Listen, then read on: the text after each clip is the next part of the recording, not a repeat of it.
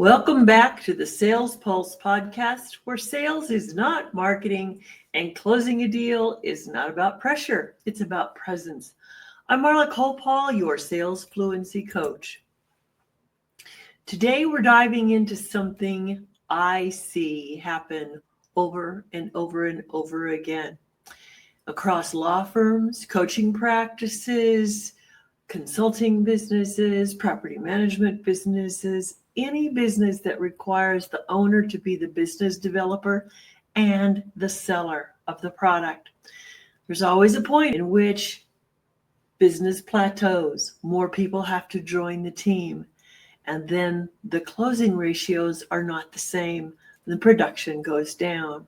When people have a craft, they're brilliant at that craft, and they still lose sales. Why?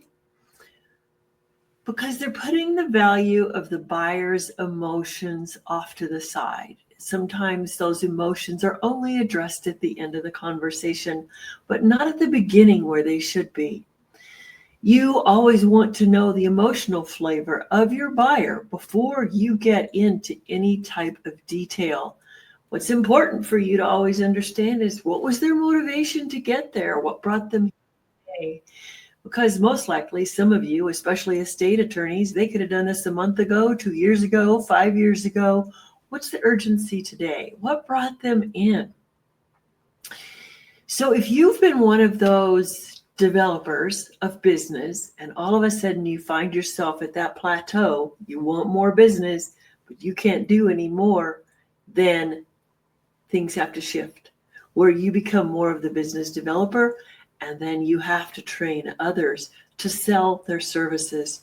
And it just doesn't happen overnight.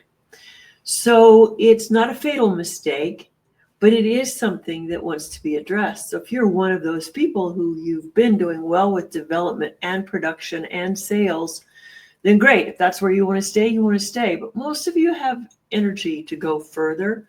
And so this is where it becomes critical to get your sales team up to snuff as fast as you can. So emotion is the main course of any sale. It's what will make or break that sale. And I don't mean your emotions. I mean the buyer's emotions. I'm saying you need to know what emotional filters the buyer is carrying. What's going on for them? So emotions are sometimes just a toss away. People think, well, I'll give you peace of mind. How will you give this person in front of you peace of mind? Their peace of mind will be different than this person's peace of mind. Here's a situation I've had some experience with: solo practice estate attorneys. Now, not everybody wants to talk about, do they have a will? Don't they have a will? Are they prepared for the end of life?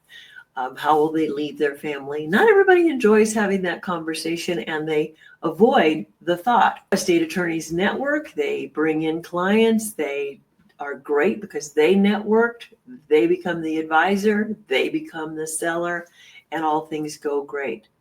The day they want to expand and bring in other people, because there is a need for estate planning and all this preparation for our end of life, it's just a matter of fact. We will have an end. So why not get prepared for it?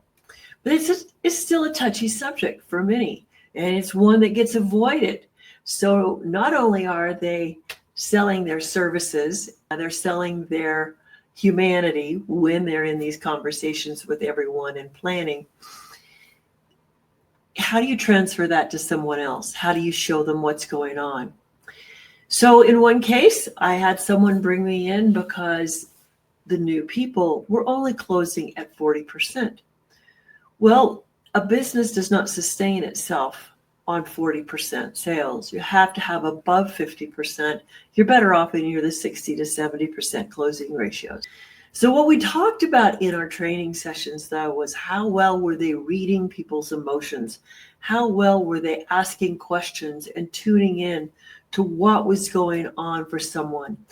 How were they going to be able to set their checklists aside for the things that they had to cover in this 1 hour free consultation, but also work in what the motivation of the buyer was going to be at the end of the conversation. And all of their fact-based conversations had been going very well, but the people weren't getting any of the understanding of why to keep going and getting it done now. Instead of that product checklist, what the attorneys needed to do was to start checking in with the buyer's emotional checklist. What really drove them in there today? They want more than just documents. What was emotionally helping them set up the appointment? Well, I know when I set up my own appointment, I was bogged down in about 20 minutes with all of the checklist stuff they went through. But I did remember at the beginning, she asked me why we were doing it now. And we said, we have a son who shouldn't be burdened with having to take care of details he's unfamiliar with. So because a new attorney's sense and sensibility of people and their emotions may not have developed, they're fresh out of school, they've got great checklists, they're ready to go, then it's time to help them tune up faster to these people that they will be serving. So pragmatically, they're prepared. However, the questions that they want to ask at the beginning, like what prompted you to come today, or what do you have on your mind, or how will you feel when something like this is done, is not necessarily questions that they're familiar with. So you're going to get a lot of different responses. There's going to be people who say, I don't want my spouse or kids having to deal with a mess. That's simple. You just care about people well enough to get it done. Some of people want a legacy. They say, how I leave things behind is going to say a lot about me. So I want everything all tidied up, neat, and ready to go. And for me, that was my dad. So I understood that need to do that. There's a need to protect that human beings have, that they've worked really hard for all that they've earned, the home, the investments, and they want to be sure that their children get it, that the family members that they want to serve will still be benefited. And then there's other ones, just peacekeeping. Some people might come in and say, I just don't want my kids fighting with each other over some decisions I didn't make. So I want to make this simple, easy, and clean. Now, when you're having that conversation with them and setting up all the questions about who's going to be the executor of the estate, how does the succession go through the will, depending on who dies first, who dies second, all of that is really important conversation. But when you know which of those motivators, or 2 or 3 motivators that people have, they don't want to leave a mess. They really want everything to be clean, and they really want their kids to have a great example of how to live their life. Well, there's the energy in your presentation. And this is what a lot of us forget. We remember a lot of people sell the pragmatic. They sell what it is that you're going to get, but they don't sell the result. And the result is exactly that, the emotional satisfaction for the buyer and the emotional value that the buyer feels their family will have at the end. So always take a look. If you are the business developer and you are the salesperson, and one day you have to divide those duties up, who's going to develop the business the best? Probably you. You've already got the persona, you have the image, you're out there, you have the connections. So who do you want to close the sales that you bring in the door? Got to have your team ready to go, trained up, ready to go. And that's how people like me come into the picture for small businesses. So here's the tip of the day. Emotion is not a justification to buy. Emotion is the driver throughout the whole process. And what it's going to do is solidify the choices the buyer is making.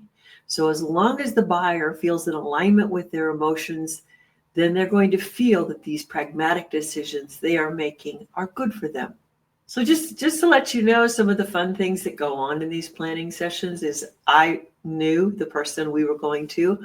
I'd enjoyed her and had great conversations with her and been at meetings in which she was a speaker. And so I went in with my normally upbeat self, having the questions I wanted, but she asked the question, what's going to make you feel good? And I told her my story about I said, he's younger than we are. We had him late in life, and he is not even started a family yet. So there's no way I want him starting a family and having to hassle with our demise. That was my goal. That was my only goal.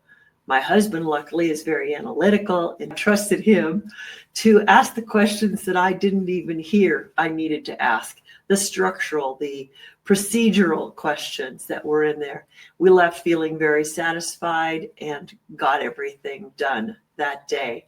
I had the emotional satisfaction, so did he, but we both trusted the process too, because our checklist was very, very thorough, and we were ready to buy. Here's your new formula for the hard conversations. Go ahead and write this down. Always discover the buyer's feelings and emotions on why they're there today, why they're having this conversation, what's going to make them feel good. Don't jump into saying, here's what I can do for you. Here's the results I can produce. If you don't know what you are trying to satisfy on the emotional scale, you could give the best sales presentation in the world and still not close the sale. So I want you to note what you do this week, how you open those conversations.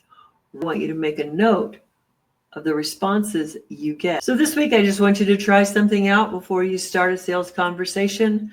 No matter what you're selling, doesn't have to be legal services. What you want to do is just say, how do you want to feel at the end of our conversation together? That's it. Very, very simple. Tune in every week to the Sales Pulse podcast.